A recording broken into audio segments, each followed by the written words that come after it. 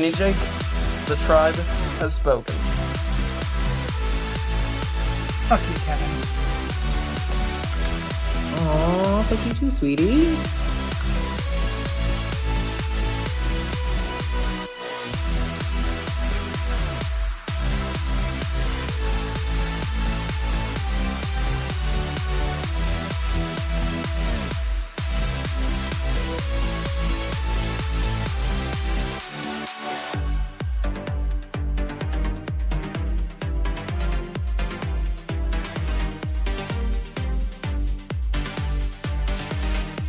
I'm JJ, one of the original Tribe of Nerds members.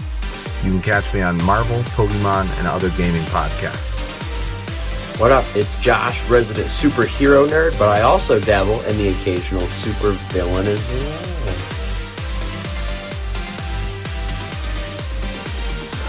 Some may know me as the Chaos Gremlin, but really I'm just Joe King. Pikachu, use Volt Tackle!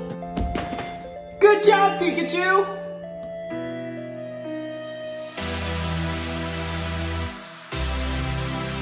On the Tribe of Nerds. I love Kate. There is a noticeable difference between Jack's lies and John's lies, just to be clear. Well, yeah. There ain't anything on this island worth staying for. It's because I wasn't on the island. Well, yeah, I mean, it's kind of just doing a little more backstory. I guess I was sort of thinking there'd be a little bit more going on right before the finale episodes, but like, that's okay. Hey everybody, welcome back to the Tribe of Nerds. Lost episode 22, Born to Run. So, some episode that gives some important context to Kate, and yeah, let's talk about it. So you guys got any interesting facts for this episode? I do. Go for it.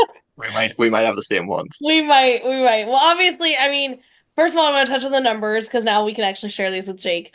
The time capsule recording was recorded on August 15th of 1989, which would be 815, the Oceanic 815. That's also 16 years before, because it's 2005 when this is airing. So it's 16 Correct. years. Obviously, there was the reference to Survivor in this episode when he said, "Are you going to vote me off the raft?" So, it's so good. It was legit because, I mean, obviously, I mean, we even had things where Survivor and Lost kind of coincide a lot, actually. There were commercials, there were, like, promos, there was a lot of things that they would definitely, like, kind of put these two together. And my other fun fact is this is a 90s thing for all my 90s kids here. We do see Beth Broderick, who is playing Kate's mom. She was the aunt on Sabrina the Teenage Witch. And Kate's alias, Joan Hart, when she picks up the letter, is a homage to Sabrina the Teenage Witch, played by Melissa Joan Hart. So wow. It was, I always love that part because I'm like, I remember the first time watching it, I was like, Joan, like I didn't think anything of Joan Hart in that moment, and then when I saw Beth Broderick being her mom, I was like, "Oh my god, it's Sabrina's aunt! Oh my god, her name is Joan Hart!" So yeah, Cool. it's one of my favorite things. Yeah, I loved the Survivor reference. Interesting, so that they were like promoting each other's. This came out right around the time Survivor Palau was going on. So Tom Westman season. So. That's interesting. This was also like some of the height of Survivor's popularity, right? Yeah. This is when Survivor's still getting like 20 to 30 million viewers an episode, and this is like this show is also getting like 20 million viewers an episode. So these are like two huge shows that are based on like living on an island. Mm-hmm. Mm-hmm. Yeah, and I mean this is where like this is the height of the time when like Stephanie is going to be one of the most popular players of all time, like back-to-back seasons. So like very, very interesting time. Well, and it's also, I do like to, I mean, it's interesting to think about this dynamic is that Survivor has been on a couple of years at this point. Yeah. So it is something that they could have watched off the island. So like he could Right. have been a Survivor fan enough to say, "Are you going to vote me off the raft?" You know. So Yeah. I like that kind of runs in there as well. Michael, did you have any other? Did I steal all of yours? Or did you have more? Yeah, those were mine. No, sorry. Yeah, I think we both just looked at the same wiki. I didn't actually know, I didn't put together the Melissa Joan Hart thing until I read it there. So it's good Oh that yeah, like no, that that's one just I knew. something that you knew. Yeah, Yeah. I knew right off the bat. Yeah, I was a huge like TGIF. Like that was a thing back in the day for all you youngsters out there. It was called TGIF. Thank God it's Friday. And you had like a Boy Meets World, Sabrina, Family Mat. Like it was a whole like nighttime thing. So yeah, I didn't know when she said Joan Hart until we saw Beth Broderick later in the episode. But yeah, I instantly pieced it when I watched this episode. But yeah. Um, let's jump into this, shall we? Yes. We start the episode with a flashback. We see a blonde woman pulling into a motel. There are people checking out. We see this person change the license plate. They have they have quite the stash of license plates, if you will. And then we see the maid cart.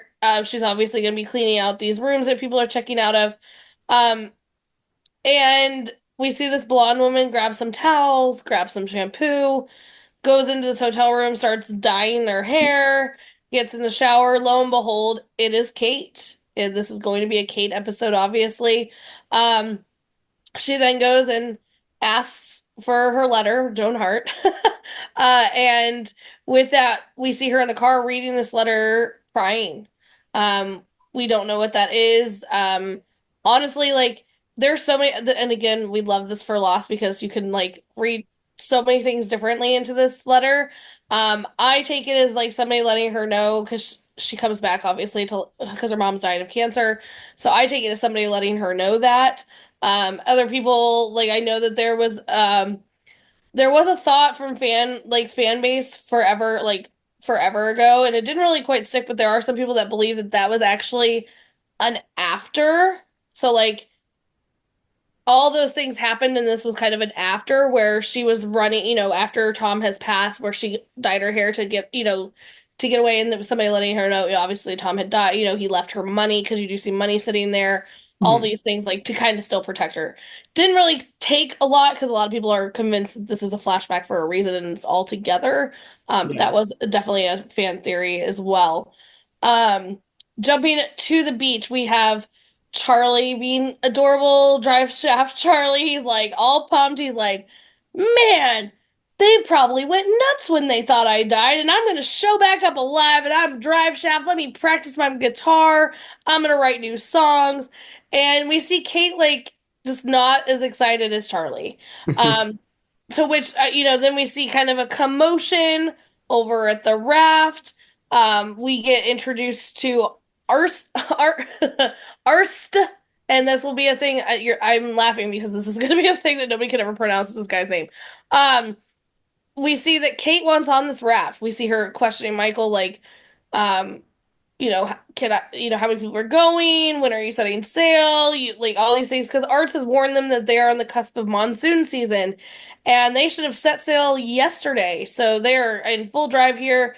Kate wants to know all these things. Michael's just like wondering, why do you care? She's like, well, I'm going with you. He's like, so sorry, the raft is full. She's like, well, like, but Sawyer, like, why is Sawyer going? He's like, well, he bought his ticket, like, with the stuff. And she's like, but technically that was the first raft. And Michael's like, I'm not doing this technicality bullshit. Like, he's on the raft. It's full. I don't know what to tell you. Then she does the thing you never, ever, ever do is you question somebody's parenting. So you're bringing Walt? I mean, it's dangerous. Maybe you shouldn't bring Walt. And to Michael literally doing what any other parent would do, I know what's best for my kid and my kid's getting off this island. So go F yourself. The raft is full. Peace out. So I'm going to stop us here. Actually, no, I'm not. Because the flashback that happened right after that was very minimal, so I can throw it in here. We do see Kate show up to the hospital with some flowers. We assume that she's going to visit her mom, which is later revealed that yes, that's what she's doing. But she sees a police officer, so she books it, and then she's sitting in the backseat of Tom's car. Finally, a Tom that's not a shitty one like Tommy or Thomas. We have a decent Tom, and she's like, "Hi, Tom, I'm here. Diane's dying of cancer. And I need your help. And that's how we left that flashback. So that's why I did throw that one in there. But let's stop here because we do have kind of like this what's happening with Kate? Like what are our theories of what's going on here? We've got a couple things happening on the island. Jake starts off. Well, so initially, as soon as I saw a blonde woman, like I thought it was Claire before she got pregnant at first. Like I'm like, oh, is this a Claire episode? But no, it's Kate. So I almost thought completely differently as soon as the episode started, before I realized. Um, and then I find it funny when like because last episode like when they throw in all the extras in the background and like there's people that you have never seen here before and then all of a sudden this Arst guy shows up and he's never been in any other episode and we knew how that worked out with Ethan. So like I don't know, like it's just interesting all of a sudden you get characters that will just show up out of nowhere and like all of a sudden this guy is like telling them how they need to like build the or like when they need to leave or they should have left this time. And it's like, dude, what like all of a sudden you're gonna come and start barking orders and stuff of like how people should have done this and being negative. Like, no, I don't like this guy. So Can we take a moment to enjoy Sawyer calling this dude out? You are a high school science teacher. Shut up. I was gonna say like didn't he claim Listen, a lot of us teachers are very smart. Yeah. Well, you're not, but him claiming he was a doctor, like, I mean, you know, you obviously have a doctorate and be a teacher, obviously, but like, it just was funny to be like him bragging about being a doctor when you have Jack, who's like an actual doctor who's saving people's lives, and this guy's trying to brag that he knows everything. So yeah, fuck him. poor Arst. I do like the Claire fake out, right? Like, because we're definitely led to believe that that's Claire in the beginning, just to turn out that it's Kate. I think it's funny that like that is not how hair dye works, but okay. I can tell you that's not how hair dye works. Yeah.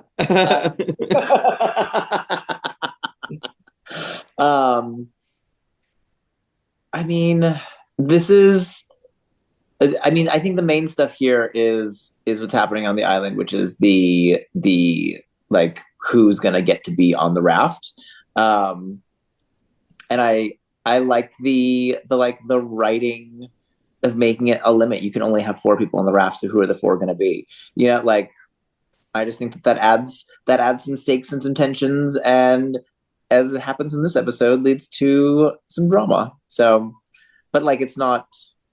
This is very much a calm before the storm episode, in my opinion. I mean, we've had like 4 episodes back to back since like Numbers was the last kind of not super heavy episode. We've had some really brutal episodes, so yeah, this one is a bit more calm than what we've been used to and what may be to come. Yeah. I'd never heard that theory about the beginning of this flashback before. I quite like that actually, because I always thought it was weird that Kate is a fugitive on the run. She's going to infiltrate a hospital to say goodbye to her mother, and she dyes her hair from blonde back to her natural color. It's like if you're trying to be unsuspicious, maybe the blonde color would have worked better for you. Yeah, I mean, I think a lot of people when that like fan theory came out, they were like, that makes 0 sense. Like, because we haven't seen a flashback where it's like 2 flashbacks in one, if you will. Like, it's not like, you know what I mean, where that could have happened afterwards. So a lot of people kind of shut that down very quickly on, you know, on the message boards and things like that. But I mean, it definitely can definitely be plausible for sure. I think it's a fun theory. I don't think it's true, but I think it's a fun thing to like say what if. But also it poses the question, who wrote the letter? I assume we'll find that out. I do agree. I think that was probably like informing of her mother dying. So yeah, she must have some contact somewhere under a fake name. That was my assumption on it. Right. But also, it brings also the point of like who would know her aliases. I'm sure she has tons of aliases because of being a fugitive and thing. Obviously, she has 500 million license plates. Like, so I mean, she's obviously gonna have. So this person would have to know this exact alias, this exact place she's gonna be at, those types of things. So, yeah, there's a lot of mystery that goes behind this opening scene with this letter because first of all, who wrote it? How would they know all these aliases? Where she's going to be? All those types of things. So, yeah, I like that we again get a kind of a mystery thrown in. Anything else before we move on? All I right, do think it's funny that see, I struggle with them too. It's ARZT. Yes. Ars. Oh my gosh, that's right. Zed. Arst. Zed. I love. Oh, is that not what you do? You say Z? Yeah, we all say Z, Z. yeah. Oh, okay, sorry. I love doing that. I do think it's funny that he's like, he does have knowledge about this stuff that like, the shipping lanes. It is a right inconvenience that, well, we want to get this raft in the water, so we need to make sure it happens very soon. Well, let's introduce this guy that's going to give us information that can get us in the water quicker because we got a finale coming up. Right. I do think it's funny. I did not know this, but I was reading this when we were setting up for this podcast here. There they did make kind of a continuity error here where they're like where Arts comes in and says it's been raining every afternoon. We have not seen this, and any of our episodes have not seen this heavy rainfall that he's talking about. And so people question that to where the writers and directors were on their own interviews saying, "Well, Arts is an idiot." I love that it was quoted. Arts is an idiot. We got the rain in the last episode. Yeah. Yeah. I don't know. I can actually buy that. Yeah, I mean, they didn't like hone in on it. Like we saw several episodes where it was like in the earlier episodes it was just constant rain every, people even mentioned like this rain that shows up out of nowhere, like whatever, but we haven't really honed in on rain like that. And so for him to come out and like complain about the rain was kind of funny, but I love that in their interview they literally were quoted saying Arts is an idiot. Yeah. Moving on, we got a lot going on the beach, like Kevin had mentioned. We see Sun and Jin. Gosh, it's still so heartbreaking that they're obviously still not any closer to making up or even talking, really. She comes up to try and have a conversation with him. He's completely ignoring her, and she's like, "Oh my God, please just freaking talk to me. Like, this is ridiculous. Like, it's been however long now." She's, of course, asking him if he's really leaving, and he says, "Yeah, I'm out of here. You pissed me off. I'm leaving." We also see that Saeed has called Jack out to taking him out to this forest here, and Jack's like, I'm not going any further until you tell me what the hell we're doing out here."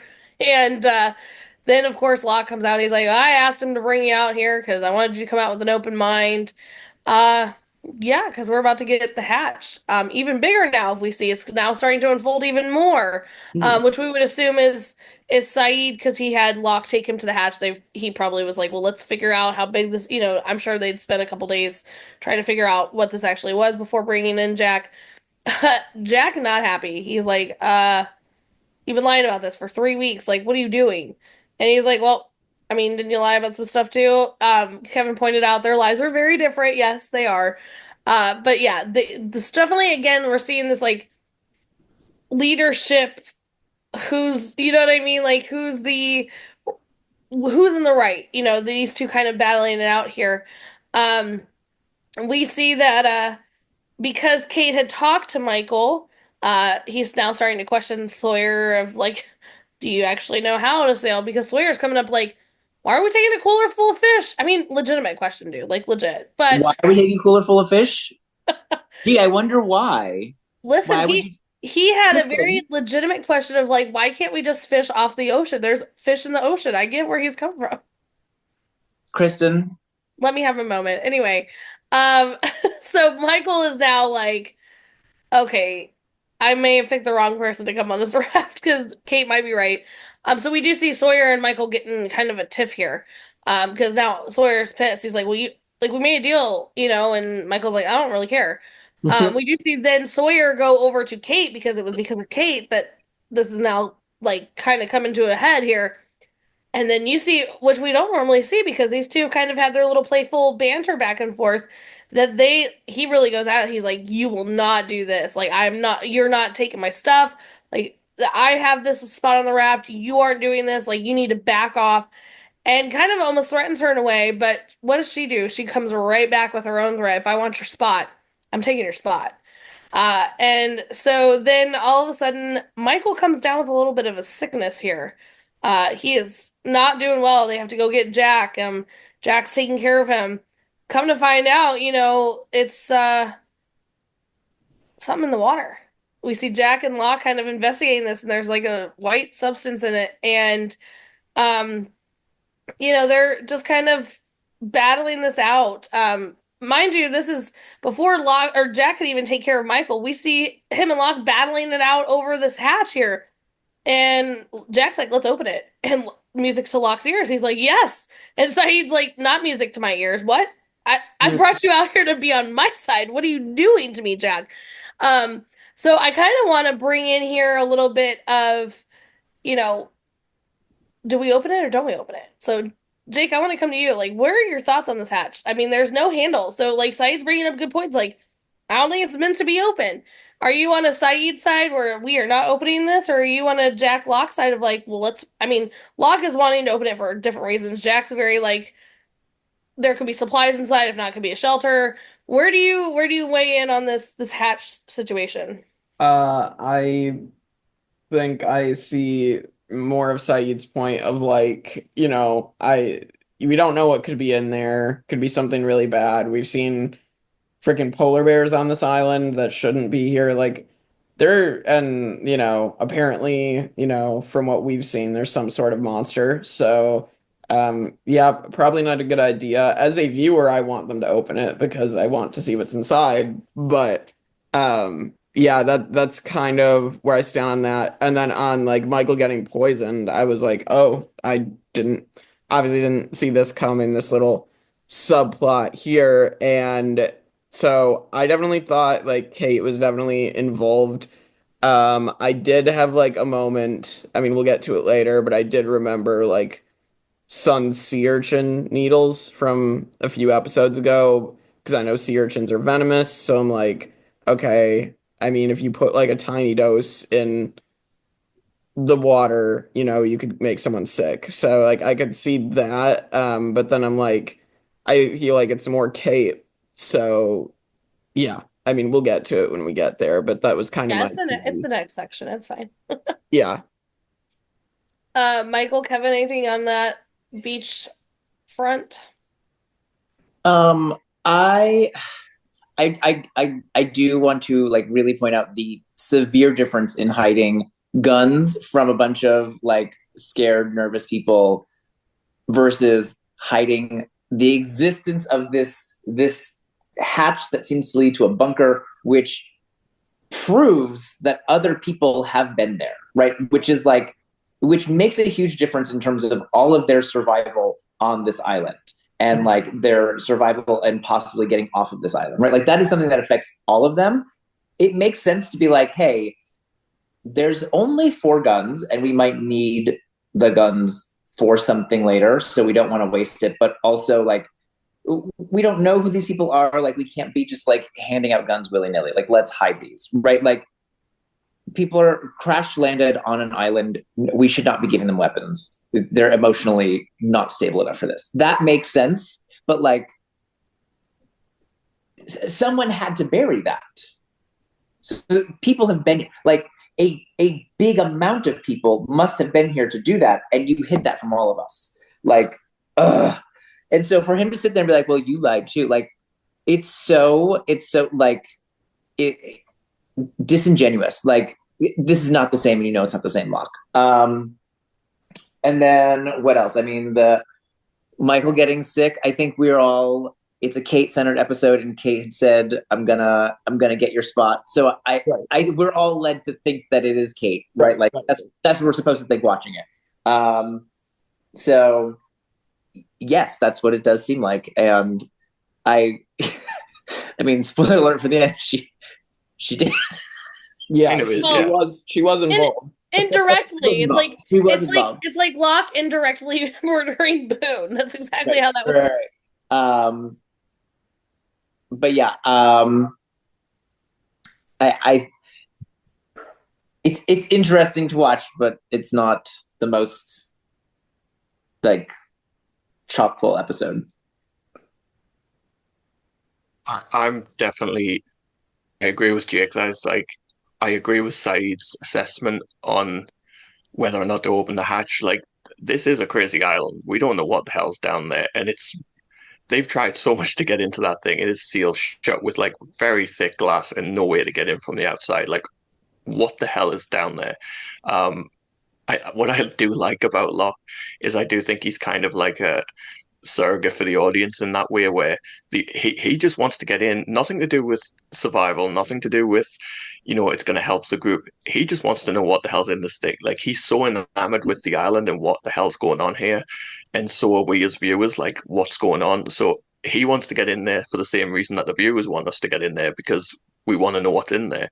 Right. And it's a very basic reason, and not like Jack's reasoning and Saeed's reasoning is more for the characters on the show surviving. Whereas Locke is just, I just want to know, satisfy my own curiosity. Yeah, I'm definitely with Jack. Even though, no, well, because here's the thing: it seals from the inside, yes, but you don't know when the last time it was sealed. Like, maybe whoever sealed it from the inside is dead. Like, if you've been banging on this and you've been making all sorts of noise and no one came and opened it, like, maybe there's no one in there. Like, maybe that person died, and like, still there could be supplies, there could be shelter, there could be lots of things that are useful to us in there. So open it. Well, and literally Locke has seen the light from inside there. Has Locke shared that with anybody yet? No. I know. No. Probably not. Of course Definitely not. not. It took him how long to tell him about the hatch, let alone the light? Well, it took him like a day to actually say what happened to Boone too. So I mean, like, he's right. Yeah. You can do it. We'll let you have an FU John Locke moment. I mean, I already said fuck you, Arzt. So I mean, right. like, There's just a lot of them. yeah. Going back to, we get a flashback of, Kate was in the backseat of Tom's car. She's like, I need your help. They are now sitting in his kitchen. You hear him asking a friend for a favor. I need a favor for a friend of a friend of a friend, all these things. And he's like, I got Diane in for an MRI at 5 a.m. We've got some time to kill. She's like, let's go do that. Like, you think it's still out there? He's like, what are we doing? No, we're not. It's like, we're not doing this. And she's like, we may not get another chance. So we see them drive out into the middle of nowhere, where we see them start digging. Taking us back over to the island. We have figured out that this is, he's been poisoned. Of course, Sawyer gets blamed instantly for this. My poor man Sawyer, he doesn't have a fair shot here, but he knows, because Michael just had the fight with him. So Michael immediately assumes that it's Sawyer because he kicked him off the raft and they had their fight and their blowout and all those things. We do see that Hurley outs Kate to Locke here. Like, yikes, but I love Hurley. It's like, how am I supposed to keep track of who knows what? Steve didn't even know about the polar bear. It's just like, he's like, whoops. But also, like, his face in this moment when he realizes, oh, oops. His face shows everything, and it's great. We also see a very cute moment with Claire and Charlie. He's planning his whole, like, new album. I love that he's like, Monster Gets the Pilot is track 2, and he's got this whole thing planned out in his head. And he's like, what are you gonna do when we're rescued? And Claire's like, I don't know. She's like, looks at her baby like, shit, what are we gonna do? I don't even know. I was planning on going to LA to give this baby up. Now I gotta figure this out. To which Charlie's like, you can hang out with me. And she's like, okay. And he's like, great. Plans are made. We do see that Kate goes to Jack, and is asking things on the raft. Do you think Michael's gonna be able to get on the raft here? To which, I mean, very easily, like, Jack's like, did you poison him? And she's like, are you really think I'm capable of that? And I'm like, you literally drugged him. Yes. 2 days ago. We do. You literally drugged Jack 2 days ago. I don't think it's far-fetched here, Kate. Like, the fact that she knowingly drugged him and, like, told him about it, not even a couple days ago. For her, like, it's not a far-fetched question, Kate. I don't understand why you're questioning Jack Yeah, here. the indignation is a little like, okay, Kate. But so then we go back to the flashback where we see that they're digging up, they're drinking a beer, they're kind of catching up, all these things. She hits the time capsule that they open up, they sit and kind of listen to their tape. We do find out that this is where the plane comes from. The plane from her previous episode, where we were trying to get the case. And I mean, it's a cute little interaction between these two. We see that there's obviously a lot of history here. I'm sorry, I'm going to throw it out there. To which Kate throws herself at this married man who's just trying to help her. He literally just told her about his family, his baby, his wife, and she's like, I listened to a tape. Let's make out. Like, not cool, Kate. Not cool. To be fair, both lean in. He didn't stop her. He did They not. both leaned in together. Yeah, I am aware. Right. But also at the end of it, it's the whole sorry. No, like we just opened up a whole fucking can of worms, and she's like, sorry.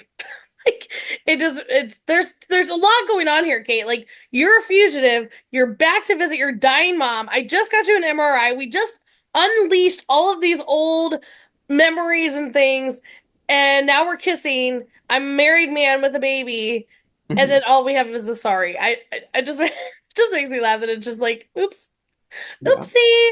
I tripped and you caught my fall with your lips, kind of situation.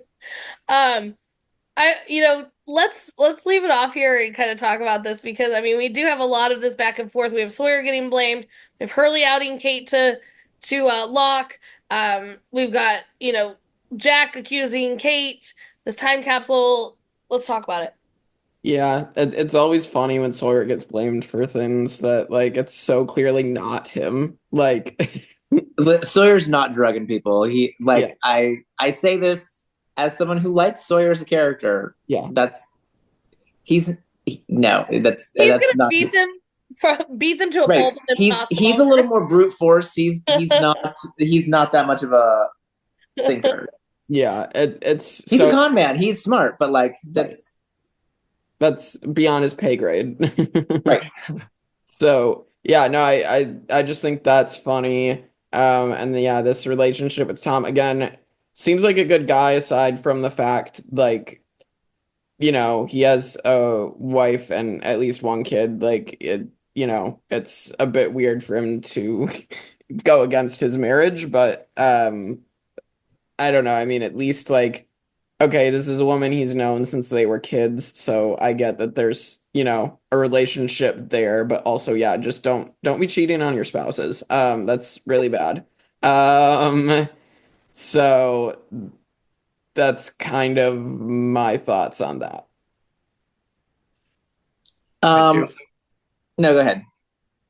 I do find that the whole Hurley thing really funny when he's accidentally out Kate, because I really compare it to this podcast where it's like the three of us are leading Jake through this show, and it's so scary. Like, we're covering these episodes, and we've obviously seen the entire show, and having to be like careful about what you say. That moment where Hurley says the wrong thing, and it's like, oh, it's like I really compared it to what we're going through right now. Yes, 100%. No, I was gonna say, I think the thing that we're supposed to take away, like, I think Kate rightfully gets critiqued for making out with a married man, obviously. But I think the thing that we're supposed to take from that scene is that, like, she's a fugitive, and this is the person that she would have been with if she didn't have to be a fugitive. And I think that's the thing that this is the life she would have had, and that wanting to have that normal life. I think that's what we're supposed to get from it. Now, yes, he's married, and like, she shouldn't do it, but we're supposed to feel bad for her. I don't. I do. I mean, and like, because of what's coming up with her mom too, like, I feel bad for Kate. I think that, and obviously the three of us know more too about Kate. Like, I like Kate. I feel bad for Kate, and I feel bad that Kate gets hated on. I think in part because some of the episodes about her are not the most exciting episodes. Like, yeah, but I like. I agree with that. Like, I appreciate Kate as a character. Yeah, I think she is a good character, and I think that I don't know. I think people just like they want to find a reason to dislike her because these are the less exciting. Like it's Tabula Rasa, and what's the other one that Whatever the one case may be. Whatever the case may be, like those are not. And I will give that. Like, how did the plane get from the back of the car to that safety deposit box? That makes no sense. Yeah, I guess impounded, but yeah, I don't think that really works. So, I do think the plane is interesting as well because this is a tragic story, and I do sympathize with them. This thing of like what life could have been, and even just not necessarily a relationship, but just drifting apart of friendships. And you hear this conversation between them when they were so close, and it's like, look where we are now. It's so far removed from that. But also when he pulls that plane out of the box, it's okay. We know that this is going to end in this guy dying. Like the episode where Jack's asking Kate about the plane, and she's like, "It belonged to the man I loved. It belonged to the man I loved. It belonged to the man I killed." So it's like it's this slow crash towards tragedy where we know it's not going to end well for him. Yeah. 100%.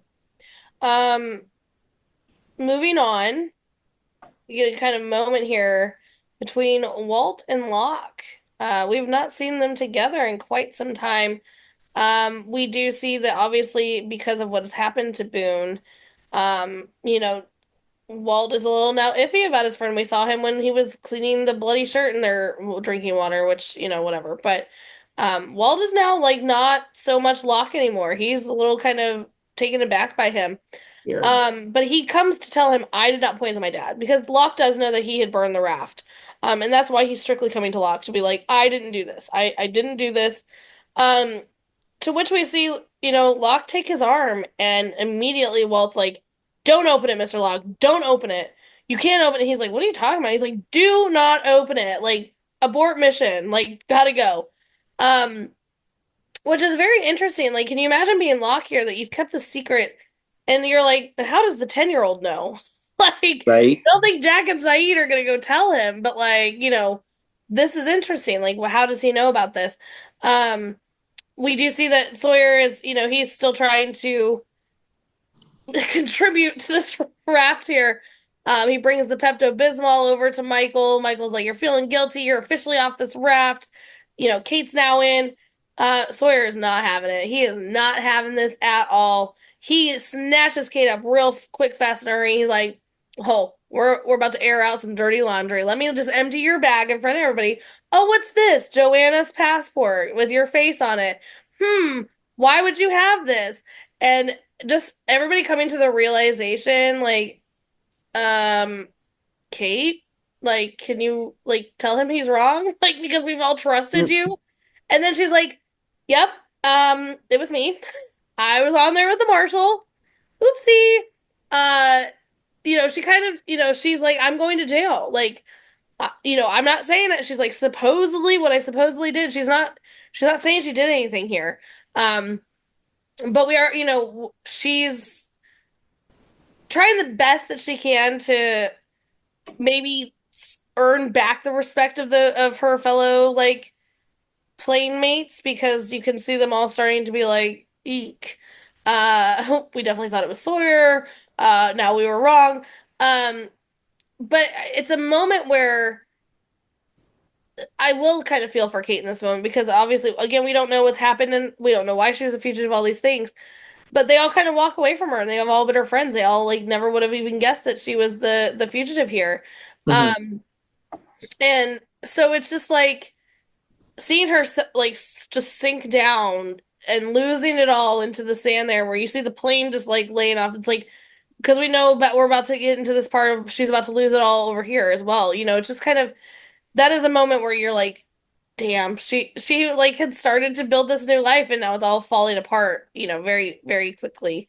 We do jump over to our flashback here. Is now 5 a.m. They've killed the 3 hours that it took to get this MRI ready. And he wheels in Kate's mom. At this point, we didn't know it was her mom. She had only said Diane, so we didn't know that this was going to be her mom. But she does come up to this lady and says, "Hi, mom." This lady is definitely passed out. She is like, she's not doing well. She doesn't look great. We know this because she's dying of cancer.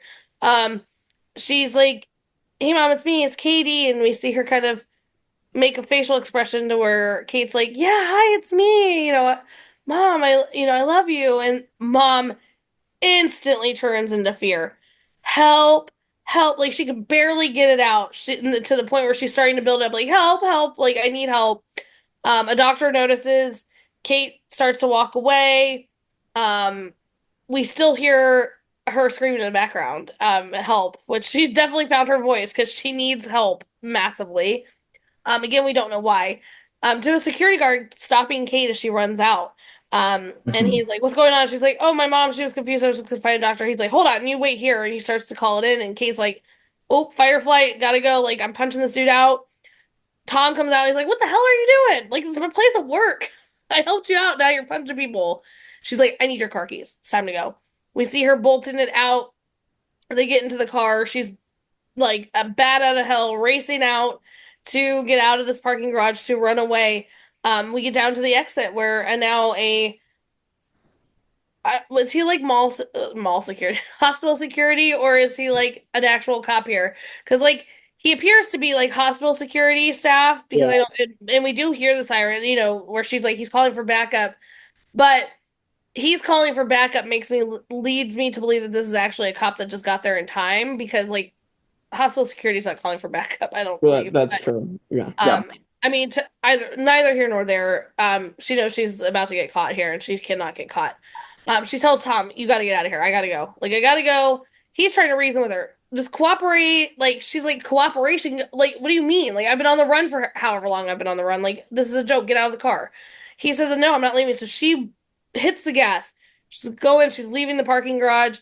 Shots are fired. She hits a car and realizes poor Tom has been hit with the bullet and is now dead. Um, I mean, gosh, like just the emotion that has to be running through in this moment of like, I'm afraid I'm gonna get caught. I tried to do the right thing by coming to my mom and saying goodbye to her because she's dying of cancer. Now I just killed my friend that I love, and like all these things, like just a lot of emotion. But she hears the sirens, and so she takes off. She's got to go. So she jumps off, and we see her taking off. Um, let's stop here because like we have a good ending here where a lot of stuff happens too. So, um, what are your thoughts, Jake, on kind of this Walton locks a major thing? We Yeah. see that Kate gets outed here. I mean, and then we don't know what Kate's being outed for. We still don't know why she's a fugitive, but obviously mom is very fearful. So, Right. what are your thoughts here? Okay, so the Walton Locke situation, I think Locke keeps getting these visions, and like when he's grabbing like Walt by the arm, like he's able to see this vision transfer to Walt, and then I don't know.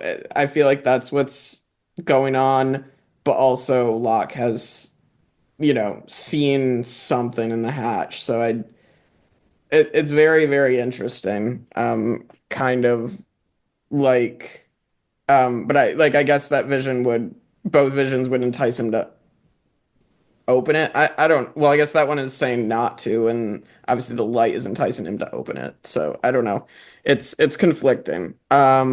Interesting that it's those two characters as well, because Right. we've seen Locke have these visions, and then we've also seen that Walt has this weird special, where he Right. saw the polar bear, and then that turned up, we saw the bird, and then that bird died. So it's interesting that it's between those two as well. Yeah, that's true. Yeah, so that happens, and then Kate gets outed. I mean, again, I feel like no secret stays a secret for Lon. I mean, we saw it with Sun. Everybody found out she spoke English, and it's now Kate that's being outed as a fugitive. It's going to happen eventually.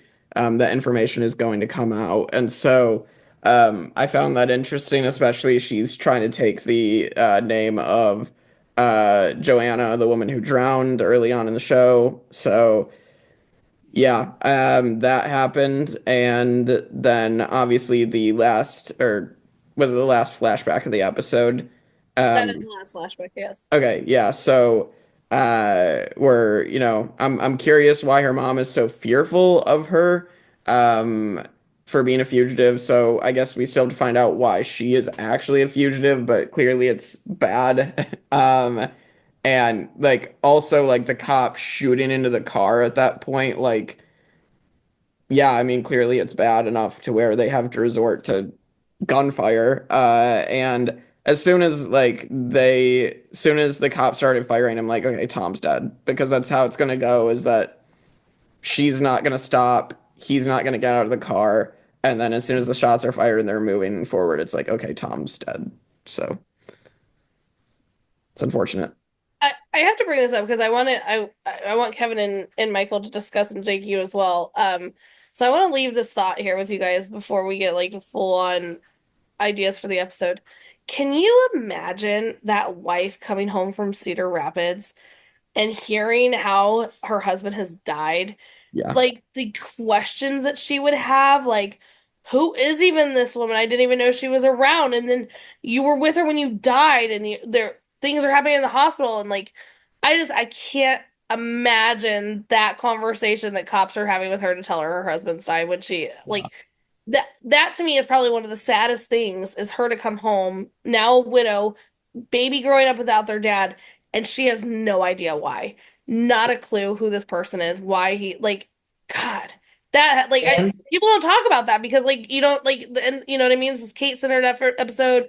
Like Tom was just introduced to us, so it's not like he's been a character. So I that's instantly every time I've watched this, I'm like, I wish we maybe would have like if Kate would have like maybe like drove by to see like the wife and I wish we would have had a little bit more to see what happened to that wife and kid at the end of this because man, I just can't imagine that. Yeah, obviously we feel really bad for her. I don't want to say anything else on it because I don't want to accidentally open my mouth about future things. You don't want to be a Hurley? I don't want to be a Hurley. Don't be a Hurley. Don't be a Hurley. No, I'm so disappointed that Aunt Hilda, like years later, is finally on my TV again, and she's getting Kate into trouble. First of all, I'm sorry, that was Zelda. Whatever. Listen, I'm going back. I'm going back in my memory a real long ways for this. Nope. Anyway. I couldn't let that one slide. No, Sabrina the Teenage Witch Lover would let that slide. Okay, keep going. Anyway, so disappointed that like Kate's going to like she's already a fugitive when this starts. So like she's going to like say goodbye to her mom, and like how difficult that is for Kate. That like this is the only way that you can do it is like calling in favors from your childhood friends and like in like the wee morning hours, and like this is how you have to say goodbye to your mom, and then you go to do it, and your mom like calls for help and tries to get you turned in, and like I feel so bad for Kate. But yeah, going back to Locke and Walt, I mean, they are both like the specials, right? Like he's clearly getting visions, and Walt clearly has some kind of like something. There's something special about him as well. So like, obviously, them touching has this effect.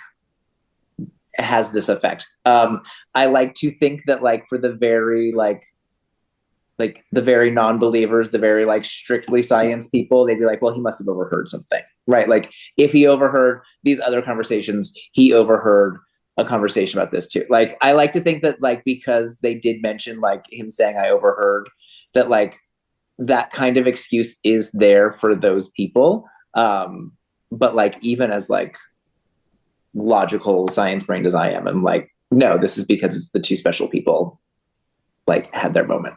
And like, listen, I'm all for open that hatch, but when Walt is like having a vision being like, don't open the hatch, I'm like, all right, well then don't open it. Then don't open it. We won't open it. I promise. He seems very certain about that.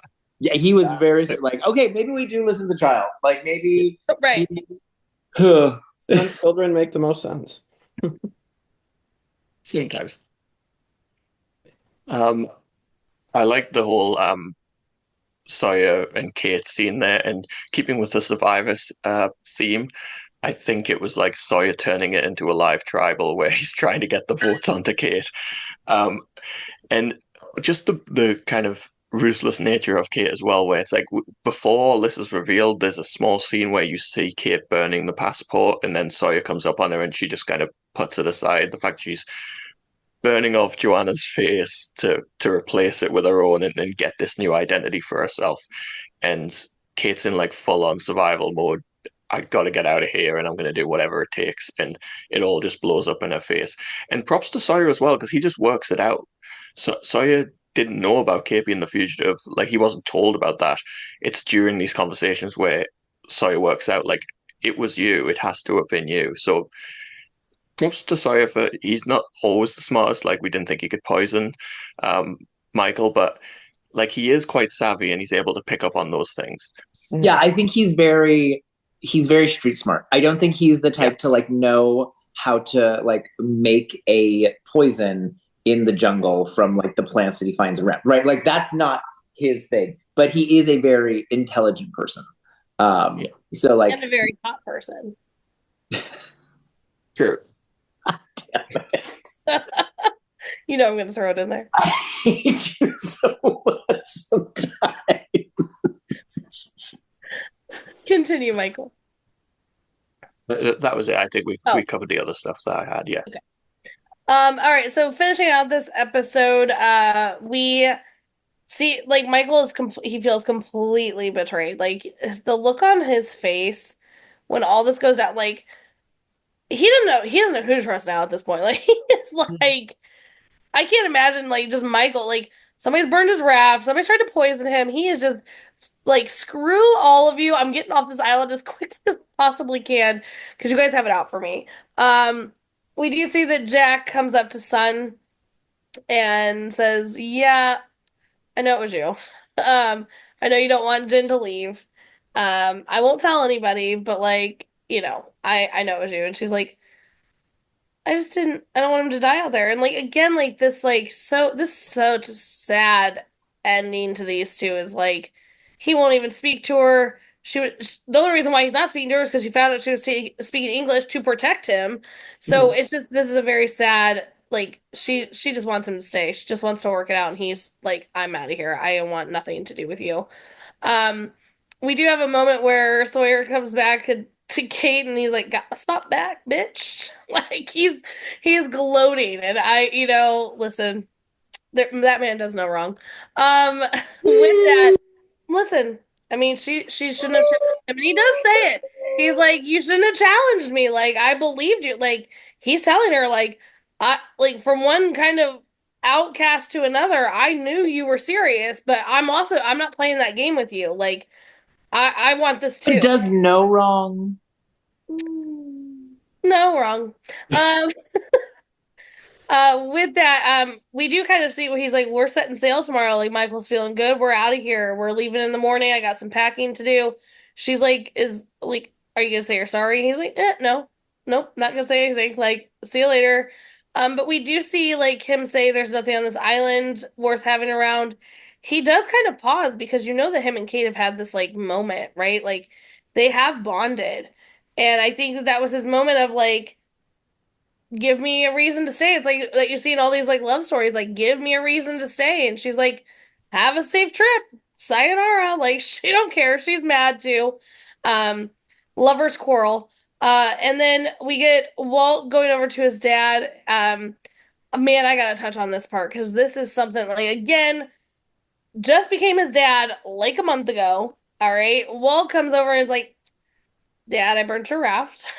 And Michael's realization of that of like, this little asshole. Like, I was not in your life, and then your asshole stepdad drops you off in my lap, and now I'm trying to save you, and you're burning my raft. Like, and he goes, "It's okay, Walt. It's okay." But not only is it okay, Walt, I hear you. I hear that you want to stay, and so we'll stay. We'll Mhm. stay. As quick as that was, like no anger, no nothing. Michael again, like just proving to be this like I've got you, like Mhm. amazing parent here. Um, just all about Walt, and I think that's just amazing. We of course end the episode with Sun coming up to Kate, and she's like, Jack knows, and Kate like instantly goes into panic mode, and she goes, but he doesn't know it was you. He doesn't know that you helped me. And she's like, oh, thank God. 'Cause I don't know. I don't know how much more Jack and I can take at this point. Which is that we do end our episode here, and in preparation for our three-part finale. So was Jake, what were your thoughts on this ending of this episode?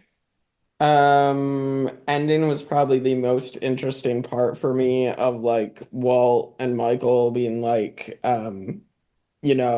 Walt saying to his dad, like, hey, I burnt the raft, I want to stay. And Michael, I think because as we said, he's been a really good father to Walt and like he cares about him and I think wants he wants his kid to be happy more than anything else. And so if Walt wants to stay, then he's going to, he's going to do what his son wants at this point. Um, so I really liked that. And then, I wasn't shocked that Sun was the one who did it because, as I said, like the sea urchin thing, like I mean, I don't think it was the sea urchins because Kate, it's something to do with what Kate knew how to do, but, I could kind of like, see Sun as part of it. So I wasn't like completely shocked. Um, and then and then obviously, um that confirmation that the two of them have been working together. So with that, so very, very interesting. Obviously as well, we knew from Kate putting the sleeping pills in Jack's drink. So like we knew she was good at that. So that's kind of my thoughts there. I'll share obviously I'll share more thoughts when we get to like the episode ranking, but I do think it's funny that we do have back-to-back episodes of Kate being involved in some kind of drugging, whereas the first one I'm totally on Team Kate. Jack needed, He did, and, yeah. and then in this one it's a bit more sinister. Like we're gonna make him ill so that he can't go on the raft. But I do think Kate was looking out for Sun in a way. Like Sun just doesn't want Jin to leave, and he's not talking to her, and it was like an act of desperation. Um, like I don't think there was malice in it, but it's still pretty shitty. Like don't poison people. It's a win-win for Kate. Like she helps her friend's son get her husband back, and then she gets to take a spot. Right. This was like she tried to. So it's presented to us as her trying to get Sawyer's spot because she says to him, "If I want your spot, I'm going to take it." And then Sawyer gets blamed, and it's like Sawyer's out, so Kate's in. Like it seems like that, but actually, Kate's plan was poison Jin. Jin can't go. Jin stays with Sun. They get to make up, and I take Jin's spot. Yeah. Like that plan is actually like a much less malicious plan. Yeah. And then it kind of blows up in her face by accident. Whoopsie. Yeah. Oops. Oopsie. Live tribal. Live tribal. What else? Anything else? I mean, I agree. Michael is especially for just getting Walt just like the day before they got on the plane. Mm-hmm. Like he's such a good dad to be like, okay, yeah. Like, what do you need? What do you want? What do you need? How can I help you? Like, Michael. In respect to Walt as well for like, it must have been scary to admit that you did something like that. Right. And for Michael to be like so cool about it and understanding is so sweet as well. But yeah, for a 10-year-old to like, I'm going to own up to this. Yeah. That's pretty mature of him. So yeah. Yes. Yeah. Most definitely. And they made the new raft together. So it was like a good father-son bonding. So it was good. It was good that they rebuilt it. I want to pose a question here for the group. Walt says, "Yeah, actually, Dad, I don't want to go." And so Walt and Michael are now off the raft. We know Kate would probably go on. Who do we feel fills the other spot? Well, wouldn't Sawyer go back Congrats. on? Sawyer's already on, Okay. Sawyer and Kate are on, and then there's and Jen. Jen, Sawyer, Kate. Saeed? I don't know. I guess that will be revealed. Would Saeed leave Shannon? I mean, I guess at that point, if there's an empty spot, I don't think Sun should. I think Sun's going to want it to be her so that she can be with Jin. Mhm. And we'll use the justification of she can translate.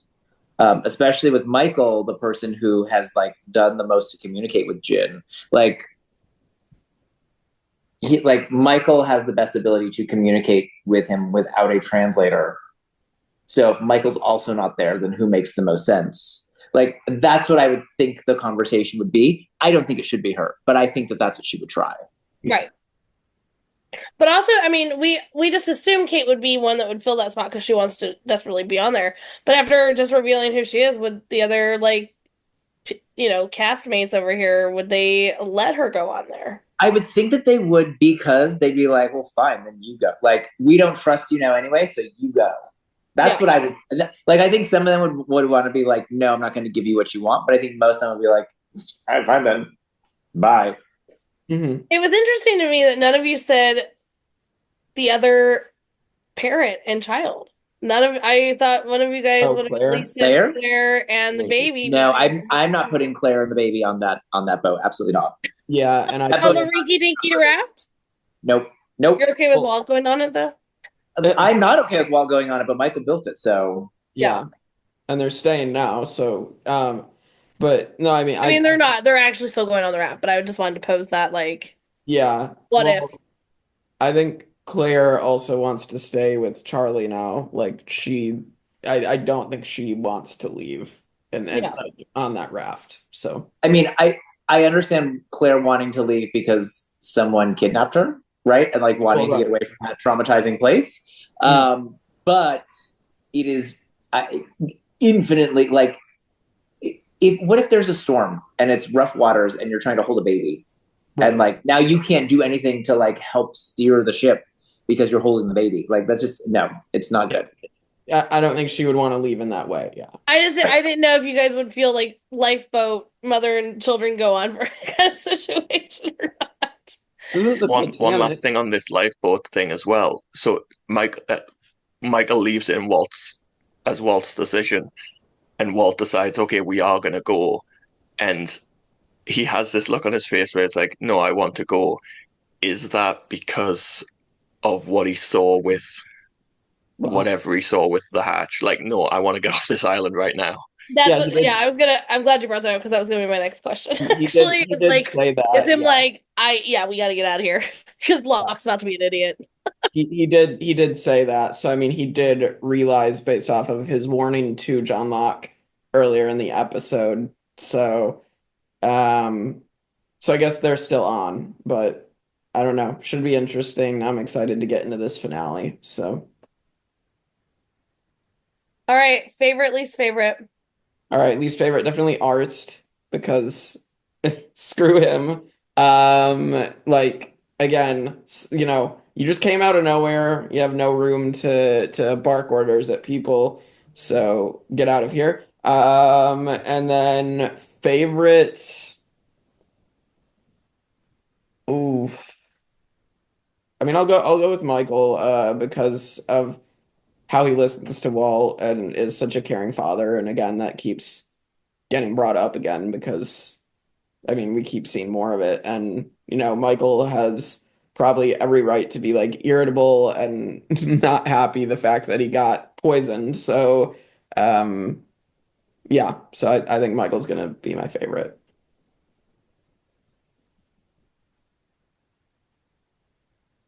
I mean, are you guys both pondering? Well, okay, so I'm gonna in the back of my head like get ready to decide my most favorite, but my least favorite is still John Locke. I don't like the like, well, you lied, so it's okay that I lied. No, like, no, your lie is different. We all know it. I don't like. I stay away from Walt. You're not supposed to talk to Walt. Like, stay away from him. Walt came up to him though. You're the adult in the situation. You tell him to go away. I just don't like him. So, I mean, any excuse I can find to make him my least favorite character, I'll take. I will give him the props when he does something right and well, which does happen plenty. But, like, fuck you, John Locke. Favorite, I am torn because the fandom is so rough on Kate that I want to pick Kate, and Kate does do some smart things. But I think I'm going to go with Jack. I like the way Jack throws rather than argue with him, my point about like our lies are different, he just throws that back in his face later. Like, thank you, Jack. I like that we see kind of Detective Jack. He figures out that it had to have been Sun to do it, and he just kind of tells Sun, and he doesn't like make a huge deal out of it. And he doesn't like, like it's not like he holds a public trial for her. He's just like, I know that was you, right? I think that he has like that leadership mindset of like, what's in this hatch can help us, and so therefore we must open it. So for those reasons, I would say Jack is my favorite. Michael? I don't think I've put him as my favorite before, but it's only a little thing, but I'm going to go with Walt because I do think for a 10-year-old to own up voluntarily to like, I did this pretty dangerous and shitty thing. Like, I burned this thing that you were building and so desperate to get done. And I just think it's a really sweet moment between them. I really love all these scenes that we get between Walt and Michael, and that slow build of a relationship we get between them. So good for Walt for owning up to that. And my least favorite, I think I'll go with us as well, because I just think I don't particularly dislike him, but it's like, I just think it's kind of odd from a lazy from a writing perspective of like, okay, we need this information, so we're just going to bring this new character in to give it. Like, maybe if you'd planted that earlier and had a character that has that kind of knowledge of wind currents and all that stuff, but he just turns up, gives his little spiel with a shirt on a stick, and then poof, he's off into the night. Yeah. I'm keeping my eye on him. So he's the new Ethan. I'm going with my least favorite first because it's easy. It's Kate. Like, I'm so sorry. She killed an innocent man, or got him killed indirectly. Like, the plane with like, I made Locke my least favorite character when Boone died. It's fitting to make Kate my least favorite character when Tom dies. So like, there was a lot going on there, and she caused a lot of problems. She also helped with the poison, so like, she's obviously public enemy number one. Least favorite character. Now favorite character, I'm very torn on. I think I'm gonna give it to Charlie. Oh. I'm gonna give it to Charlie because one, the excitement's building. He's kind of being this positive force with all this kind of negativity that's running around. Again, the care and dedication to Claire, like, oh, well, I mean, to hang out with me in LA, like, we'll get to play, all these things. He's just, again, always like looking out for Claire and for Turnip Head, and it's just like, he's such a sweet, sweet man. So yeah. Charlie it is. Yeah, it's a good pick. I also wanted to point out, like, since being off the drugs, how good Charlie looks compared to before. Like, he looks. And he got a fresh new haircut. Yeah, he looks really good. So. All right, ranking. All right, Michael. I don't think it's gonna matter because I don't think cracking the top 10. I don't think this is. I was gonna say, should I read like the bottom 10? You could do that. Yeah, you could put them in the bottom 10. Yes, where are we putting this in the bottom 10? Okay, I'll just go the bottom kind of clump of episodes that we have. I'll go from White Rabbit, my favorite episode. White Rabbit, The Greater Good, Tabula Rasa, Special, The Moth, Hearts and Mind, and whatever the case may be. All right, I'm. After Hearts and Mind. This is why no one likes Kate. They're all such a shame because I love Kate. I'm gonna say like 16, 17 for this one out of what, like 21 episodes or This whatever. one's under Hearts and Minds for me. Yeah, I mean, this is it's not like a terrible episode. There's some important stuff in here. I said it after or watching it, like I just felt a little disappointed for the episode right before the finale episodes. Like it just felt kind of like it should have been a bigger deal. And while stuff is important, it just didn't feel like it was the correct amount of build up right before the finale for me. For me, like, if I'm doing this as just like a Kate, like all three of hers are in the bottom here. I mean, I feel like Tabula Rasa has the most. Like we got like a lot of information there. We've got her, she was on the run. She was like she got caught. All these things. Whatever the case may be, this one, But I feel like this one gave a little bit more insight than whatever the case may be. That was just literally kind of unneeded. So I feel like, but Hearts and Minds was like the separation of the Boone and Shannon. So I feel like it can't be above that because that was a huge key moment in what happened with Boone, obviously, and where Shannon and Saeed are at now. So I feel like it has to go above Case and after Hearts and Minds. I would probably put it just above Hearts and Minds because I think the creepy incest thing is weird. But I would understand putting it like putting it with whatever the case may be because they are very much like telling the same story of the plane, and like why that's important to Kate. So I understand putting them together, but I would personally put it above Hearts and Minds because I think the thing with Shannon Boone is weird. I mean, can we also just put this out there again? It's not technically incest. Just throw it out there. I mean, I know that's the argument. I'm just kidding. I don't want people coming for us like with the technicality. All right. Listen, I still think it's weird. Yeah, I did too. You can think it's weird. I'm being technical definition. All right. I just remembered I posted about that episode Hearts and Minds on Reddit and I got my post removed for misinformation because I made a joke about incest. See? And it was like, not incest. I was like, I was joking. I think like the title was Hearts and Minds and Incest, oh my. Oh I my thought it was God, funny. Michael. It's not that is a clever line, but no, it is not incest, so that's why. I understand that it's not incest, but like it's a gray zone. It's a little weird. It's a bit iffy. Michael, where do you put this? Where do you put this? I think for the sake of giving us a definitive answer, I can't. I was torn between above Hearts and Minds and below Hearts and Minds, but if I go above Hearts and Minds, then we're 2 above it and 2 below it, so then what do we do? So it doesn't matter that much to me, so I'm going to go below it just so that we have some consistency. It's like confirmed. Yeah, that's fine. I do love Kate as a character, and it is a shame that her episodes are down there, and I think she's a very interesting character, and it's just a shame. Doesn't necessarily mean all of her episodes will be down there.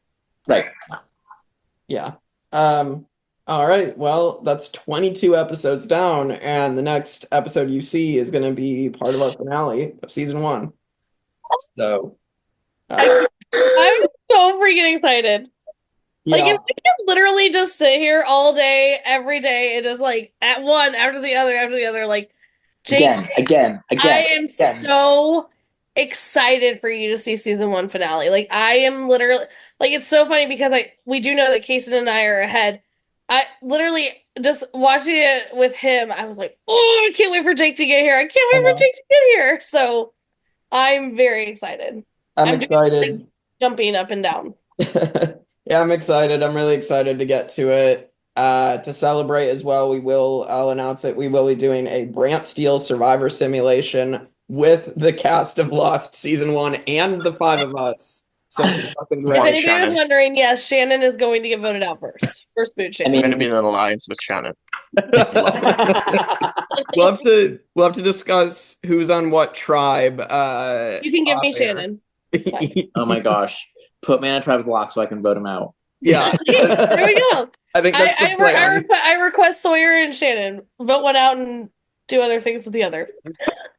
All right. Well, we'll figure that out, but that's a tease for what's to come to celebrate this monumental occasion. So, with that, we will see you all next time on the Tribe of Nerds.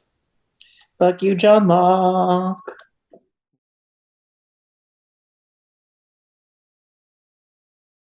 All right, we're here for the spoiler section of Born to Run. This is our last episode before the finale. But before we get into that, this is a spoiler section. And we don't just spoil this season, we spoil all of Survivor. All the Survivor's lives. Well, Survivor's referenced in this episode too, so that's funny. All of Lost. So get out if you have not seen its entirety. Move it. This is not the section for you. Trust me, if you are first time watching with Jake, get go out. away. Shoo, shoo, shoo. This is where we give you plenty of time in case you dawdle, literally leave. Okay, cool. And if you're still here, it's your own fault. All right. First and foremost, off the bat, Arst. Oh my gosh. When Jake said, I'm going to keep my eye on him, I was like, you're going to have to look in several directions because he's getting split. Don't they even say? Because Arst comes out of nowhere as Mr. Know-It-All. He's, Sawyer's trying to call him out, but he's like, I know more than you. You're a hillbilly. To go and obviously, which is another spoiler, they're trying to get into this hatch, which we're going to talk about in a second. But they go out to get dynamite, and Mr. Know-It-All is sitting there. It's the perfect thing. He's literally lecturing them on how to handle dynamite. You guys are idiots, and you don't do this, and you don't do that. Kablooey! Arts is no more, so you don't have to worry about Arts. Don't they even say you got a little bit of arts in your hair or something like that? Oh, it's so funny. Yeah. It's wrong how funny it is, but it's on the shoulder, but yeah. Yeah. It's got a little arts on you. But also it's funny too, I was kind of foreshadowing a little bit for Jake when I'm butchering Arts' name because it's literally the topic of that entire episode where he's like, it's Arst, and they're like, Arts? And he's like, no, Arst! It's a whole thing. Yeah. He could have picked an easier name, but whatever. That's his name. He can't change his name. Leslie. It would have been nice if obviously this is an actor not an extra, so they brought him on to film these scenes for these couple of episodes. It would have been nice if they had written this character and they had him appear in the background in a few other earlier on, but that's not the way making a show works. It would have been nice. It's not the last time, even when he blows up, it's not the last time that we hear of Arts or see because we know with Paulo and Nikki they were besties, so yeah, for sure. Also, that I have to bring this up, but I hate it so much. Charlie is so excited to be going off the island and begin his life again, and we do know, like we said, last spoiler section, he did foreshadow drowning, so he does not. Kristin, you have to stop reminding me that he's gonna die.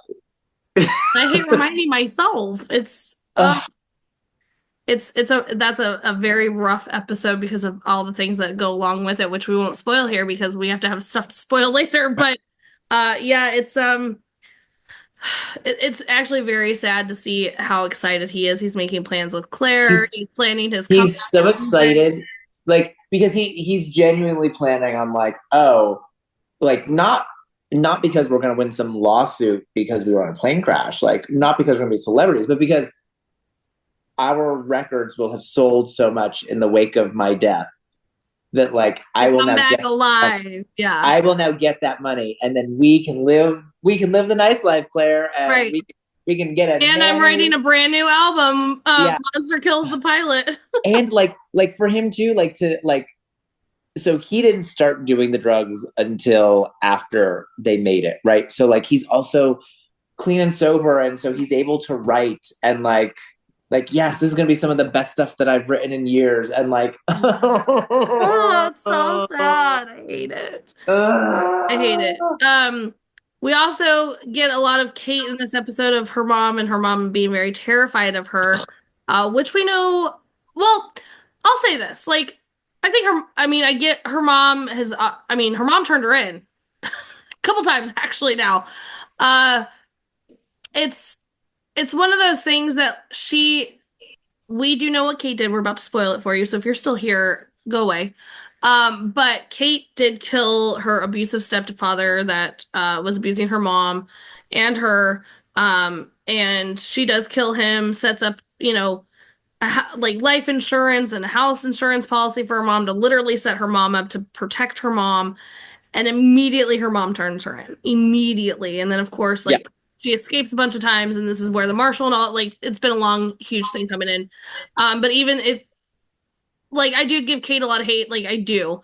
But for her to, like, my mom has betrayed me so many times when I was, like, trying to help her, for her to come back in this episode to say goodbye to her, she's dying, and she's still turning her in. Like, damn, Diana. It's easy to dismiss her mom as just like being a bad guy, but like that's part of like the cycles of abuse is like not being like being trapped and not being able to get yourself out of it, and like she still thinks that how Kate did it was wrong, so it's very easy to dismiss her as the bad guy, but I think she's she represents a more complex thought than that. But yeah, couple other things that we I feel like Kate is just a series of trying to do the right thing and just like unintentionally leaving a wake of destruction behind her. A lot. I mean, a couple other things that we can spoil, but you're not going to have to wait too long because they're coming up. We do see that in this episode, Kate and Sawyer kind of go toe to toe here. But even at the end of this episode, you see them at this bonfire that they still very much care about one another, even though they both just did each other. We're gonna see they care about each other a lot. I love the Cage episode. In season 3. That Cage episode, yeah, buddy. But also, like, that's my man. Back off. With that, you do see this genuine care, which is literally coming up in the very next episode here. It's the first part of the finale. The raft is going to take off. They've brought up the end of this episode. Sawyer says we're setting sail tomorrow. He is off, getting some things, last minute things break, so he goes and tries to fix these things. And to which Kate's also going to go off on her own little trek too. So she comes to the raft to say goodbye to Sawyer. He's not there. She's looking around for him. And then she takes off, and Sawyer comes back, and as they're setting sail, he's looking for Kate. And I just think that this is such a beautiful connection between these two. Like, they are the outlaws, the outcasts of this group. They've had this great bonding, so to see them like kind of going toe to toe here, but then at the end of the episode still caring for one another shows kind of the true connection that those two have. Yeah, I hate admitting that they like. There is something about them that like does really work together. Although, I mean, I've said to you, I think that she needs Jack more. Like she needs Sawyer as a friend. She needs Jack as a. I don't hate that they don't end up together, but also I did love them together. But I also love where Sawyer kind of ends up too. So I mean, don't hate, don't love, but content. Should we also take a moment to point out that Walt has the foresight to not open the hatch, but does not have the foresight to not get on the boat? I mean, pick and choose, I guess. He didn't touch. Maybe he should have touched the raft. Maybe he should have touched the raft, and then he would have foreshadowed that. Listen, it's just speaking of that. We do see Michael and Sawyer fight pretty extensively here, which again is even going to go into this finale. Next episode where this is like he blames Sawyer for the part of the raft breaking, which is why Sawyer went out to go fix it and things like that. And when Walt is taken, it's literally a full blown fight between we aren't going to see that until the beginning of season 2. But he he even says, "Get off my raft." Like there's pieces of the raft left where they're on there, and he's like, "Get off my raft." Sawyer has to go over to another piece of the raft. So even on the ocean, he's still getting kicked off the raft. But it's just I don't know. And then I mean, again, it's proving like. We see in this moment, too, with Walt confessing here at the end, and his dad's like, okay, if you don't want to go, we don't have to go. Like, Michael's saying this. It proves, again, the point of how far Michael will do anything for Walt at this point, which we know is going to... Which we will see. Woo! Nasty. It's going to get nasty. Poor Libby. Poor Ana Lucia. I mean, poor Ana Lucia, but Ana Lucia was always getting written out of that episode. Oh yeah, but yeah, it's poor Libby. But also fun. Well, no, we'll leave that for later. We'll leave that for when we get to season 2 and we start introducing the Chilies. I'm sure that will be a spoiler. But yeah, so we can't spoil things too much. Spoil everything for you. Then we could literally spoil everything, and then we could tell you everything. We could tell you the entire episode. We could. The entire series. But then what's the point of the after Jake, right? Like the Tribe of Nerds after Jake, we would have no point. Yeah, I don't. Is there anything else from this? I mean, from this episode here? I don't think so. I don't think so either. I mean, yeah, I mean, there's these. Jake mentioned it watching these episodes. Like he kind of, especially this one, he kind of expected a bigger buildup before the. But what he doesn't know is you don't need a bigger buildup. The finale is insane. It's insane. I literally forgot how amazing it was until I just watched it recently with Kason, and I was like, "Oh my god!" Like, and the opening of season 2, and the opening of season 2, yeah, it's I mean, Lost is just amazing. Like, it's so good. But like, I mean, Jake is not prepared. You did not need more, because you're gonna get plenty in the 3-part finale. So yeah, I mean, be prepared, everyone, for when we film those. It'll be over a course of 2 days there. I'll probably be a blubbering idiot through all of it, so it's fine. I love when you admit to being an idiot. Blubbering idiot. So yeah.